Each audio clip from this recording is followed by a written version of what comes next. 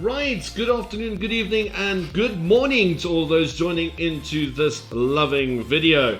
It's all about the Italian, and for those beginners and those not so beginners to understand it just that little bit better. So today we're going to go through the Italian, and I hope you guys enjoy it. It's hopefully not going to be too long or too short. And it's a series of videos, so this is the introduction phase. Hope you guys enjoy it. Let's get straight into it. So, the Italian, wonderful opening. All beginners play it, right? What does Italian mean? Well, it means that you're going to play something like the Giacomo Piano, Giacomo Pianissimo, Evans Gambit. All these things are going to be played. And when you play the Giacomo Piano, loosely translated, becomes quiet game. And it's not very true about the Italian, because quiet game, not so quiet. The only reason why it got this name was when the Italian came about, which, if you guys aren't familiar, the Italian goes a little something like this: e4, e5, knight f3, bishop c4, bishop c5, and the Italian then goes into either the Giacomo Pianissimo, the Giacomo Piano, or the Evans Gambit. Right? Now, when it got its name, unfortunately, back in the day, they were playing bloodthirsty openings like the King's Gambit Muzio variation, which goes something like this: e4, knight f3, g5, and then bishop c4. Look at that, so beautiful, right? c4, g4, castles. Oh no, there goes the knight. This is not looking good, but don't worry, pawn takes, queen takes. This is all part of the Muzio Gambit. And if you look at the Muzio Gambit and you compare it to the Italian game, yeah, this is crazy stuff. This is insane chess. Giacomo Piano, just a little quieter than this, all right? When you first start out with the Italian, the most common variations that you get is e4, e5, knight f3, knight c6, bishop c4, bishop c5, knight f3, knight f6. Every single coach teaches youngsters to play like this because it applies the opening rules. Attack the center, develop your pieces, bring your knights out before bishops, and now we're preparing to castle, early. So all of this is what it's about. And the reason why we go into the Italian is that now, instead of playing knight f3, which is the Giacomo Pianissimo, you can now look at knight c6, bishop c4, bishop c5, c3, the Giacomo Piano. Now the reason why we play c3 is we want to play d4, right? And after you play pawn takes, you can play knight c3. So let me show you that. He needs to move. So let's just say he goes d6. Here takes, bishop back, and you can play your knight to c3. And look at this. What a powerful center white has. And this is what we're striving for. We're striving to have a powerful center. We're striving to get this. And this is what we call plan A. So all in all, not too bad. Then you've got the Evans Gambit, which is bishop c4, bishop c5, b4. Now the reason why we played the Evans Gambit is so that we can gain a move. A lot of times when we play c3, let's go back to c3, is you've got this. Bishop c4, c3. You've got this pesky knight to come to f6, and people don't generally like this. Later in the videos, we'll look at this and show why it's not such a bad thing, but generally players don't like it. So what we do is we play c3, b4, bishop takes, b4, c3, bishop goes back to back to c5, and now we've got an extra move in to prepare our d4, and our king can now castle. And this is why we look at the Evans Gambit and the Giacomo Piano interchangeably, because they go hand in hand. Alright? The Evans Gambit It's the gods. It's the gift of the gods to the languishing chessboard. It's a lovely little gambit that can be planned. Very easy to play, not too difficult to understand. Both from white and black. Games are interesting. Why not enjoy it? When you start off by learning an opening, a lot of people look at lines. We're not going to look at lines. We're going to look at ideas. Then we're going to look at traps. Then we're going to look at the lines. And the reason you do it this way around is when you are looking at the opening, you need to understand why you play the moves to the squares that they go to. You need to understand what is the goal for that opening. And once you understand the goal for the opening, bang, then you can start looking at traps and then obviously looking at variations. Now, if you'll see very shortly on the left-hand side of the screen, you're going to see these ideas are going to come up, constantly rolling through. So you can constantly read through them, constantly keep up to date with them, and apply them in the positions that we're going to look at. Now, when it comes to the Italian, there are 6 ideas. 6 ideas, okay? And those 6 ideas are the following. You want to play bishop c4, right? You want to get your bishop to c4. Why do you want to get your bishop to c4? Well, you get your bishop to c4 because you want to attack f7. And by attacking f7, it's the weakest square on the chessboard. Remember this, ladies and gentlemen. f7, f2 are the 2 weakest. Oops. So we do that again. There. Give me a last one. There. f7. Oh, let's make that red. There we go. Red. f7. f7 and f2. So these 2 are the 2 weakest squares on the board. Okay.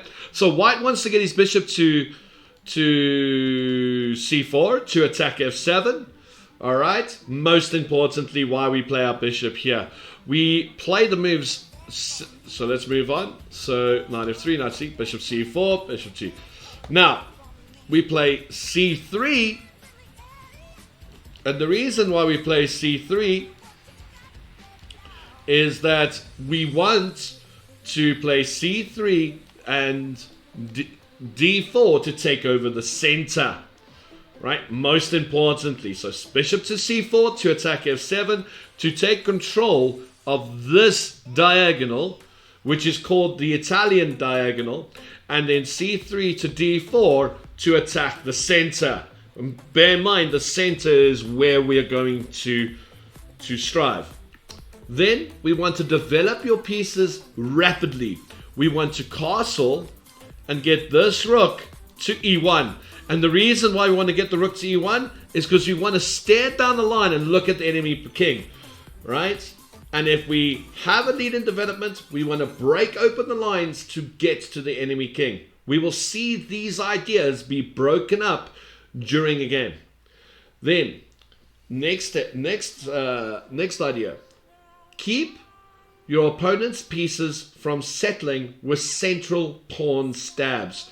Now, the funny thing is, a pawn stab is not h3 or a3, right? Those are not pawns. Pawn stabs are pawns that move to the enemy side of the board. So, because we're going to have d4 in here, and we're going to have our pawns sitting here, they're going to have an opportunity to push into the center and attack these lonely knights. Right? Attack these lonely knights. And when you attack a piece with a pawn, it generally has to run away. And this is why we talk about pawn stabs. Alright? We try and catch the king in the middle. And if he escapes, we castle. By castling, we attack on the king's side. Usually the Evans Gambit is the one that can attack in the Giacomo piano. And it's fast enough to catch the king in the middle. Now, very briefly, I'm just going to tell you about Black's ideas. The Black's ideas are not in this video in particular because we'll come back to Black's ideas when we look at Black's point of view. For now, we're looking at White's point of view, but Black needs to develop quickly, castle into safety, and of course, counter with d5. By playing for counter attack on the king side or on endgame, that's what black's going to be striving for. Right, let's get into it. So, in this video, I'm going to go through a game where the opening principles are explained. As you can see, the video will now, the ideas will now run through, and you guys can read through them as we are going through this game. And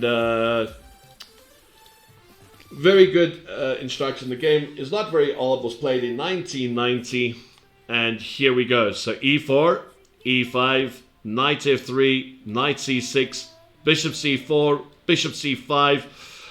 All in all, normal. Here is where white can choose which way he's going to go. He can decide if he's going to play c3 or if he's going to play b4. In this game, he decides he's going to play b4. So off he goes. He plays b4. All good. Lovely little move there. b4. Bishop takes b4. c3. Making the position, the bishop decide again. We will look at the fact that the bishop can go to a5 and can go to c5. Both moves are okay, all normal moves here. And black-white castles. So far, we've got our knights onto the diagonal, attacking the f-pawn. We've got the king castle, we've got the knights, and we are preparing d4. d6 is played. d4 is played immediately, straight into the center. Absolutely spot on, perfect. Pawn takes, look at this. Plan A achieved. We've got our bishop, we've got our knights out. This bishop's got places to go, so you got to be happy with that. It's got lovely places to go. The knight can come into the game at any stage. The rook can come into the game. White's pieces are going to be motivated. This is plan A, central advantage with good development. Bishop b6 is then played. Rook e1, look at that. As we said, we can get our rook onto this file. We are going to be very, very happy. And that's what we've done. We've got the rook onto the e file. Right, now what? Bishop g4, standard kind of idea. Let's pin the knight, and we're attacking here. So white's got to be careful. No problem. White decides that, look at this long diagonal, ladies and gentlemen. It is beautiful. That's what we want. We want to get our pieces attacking the king. So the bishop comes to b2 and causing all sorts of trouble down the line here. Beautiful. It is looking absolutely beautiful. Gotta love it.